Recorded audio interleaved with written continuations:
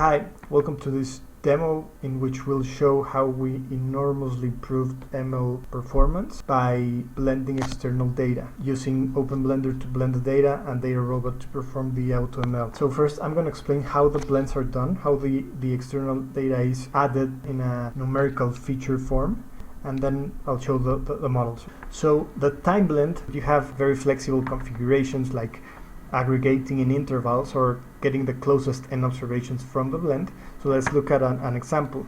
So down here I have a daily revenue about sales in LA. This is a real data set. It has a daily revenue, normalized daily revenue, and it has some other features about the data.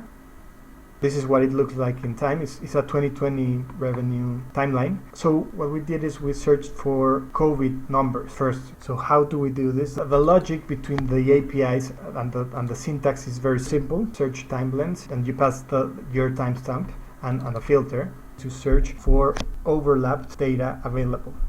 And then the blend is also very simple. So let's take a look at that daily COVID data set.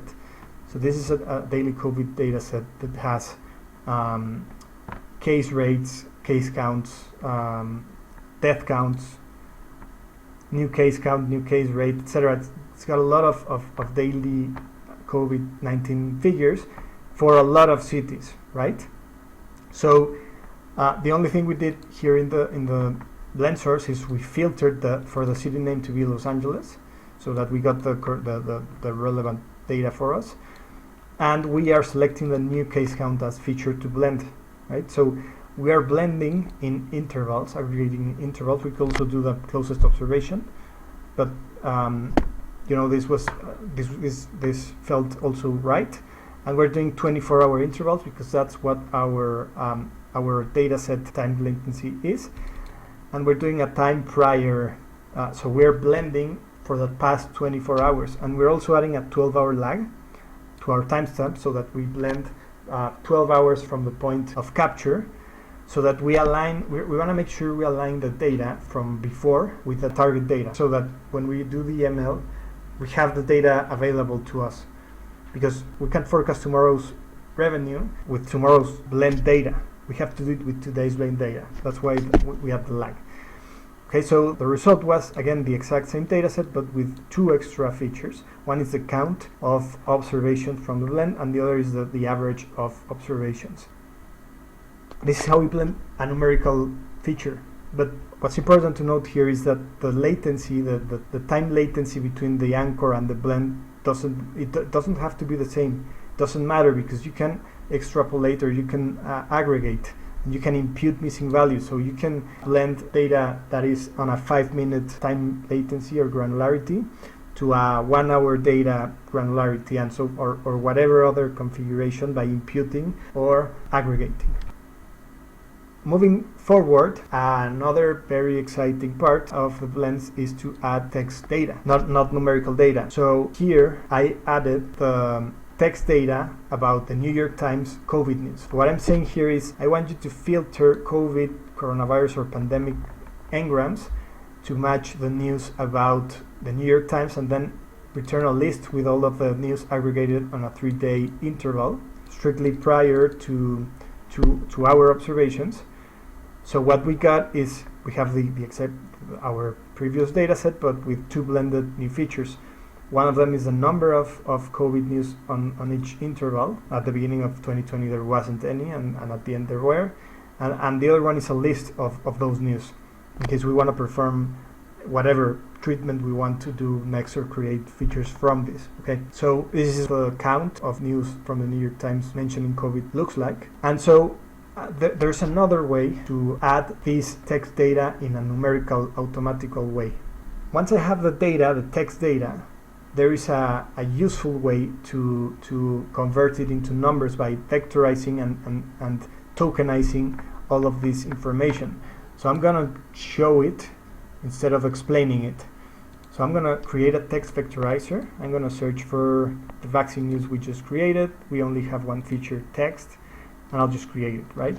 So this is a vaccine vectorizer. I'll just leave these as they are, just to show the example.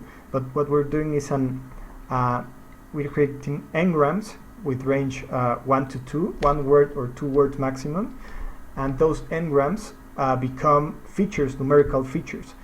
Those numerical features are turned on if the token is mentioned in the news, vaccine doses, or COVID vaccine, or Johnson, right?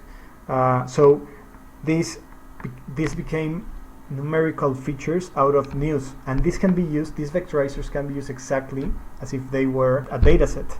So returning to our daily revenue example, the vectorizer, all we have to do is add the ID text vectorizer to the blend source, and then the same logic applies to everything else, right? So in this case, this vectorizer is about Bloomberg News. So I vectorize the Bloomberg News and then add it on a 24-hour day interval. So the resulting data set from that blend is our previous created data set with our previous created columns and almost 5,000 numerical features from tokens, depending on if they were mentioned or not on those intervals. So these are numerical variables, potentially very meaningful variables that are ready to be uploaded or connected to the ML pipeline.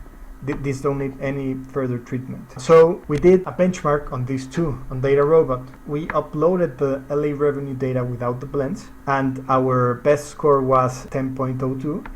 And we did it with the blends, and the best symmetric mean improved to 6.8. So that was that's more than 30% improvement just by adding all of this data. And we added COVID numbers, we added employment and unemployment numbers in LA, we added Google mobility numbers, we added text features, and there's an infinity of new possibilities to try, but we went for like the usual suspects, and we improved the model from 10.02 to 6.89. So hopefully you understood the value of the new features and the potential we have to add features to our models and improve them.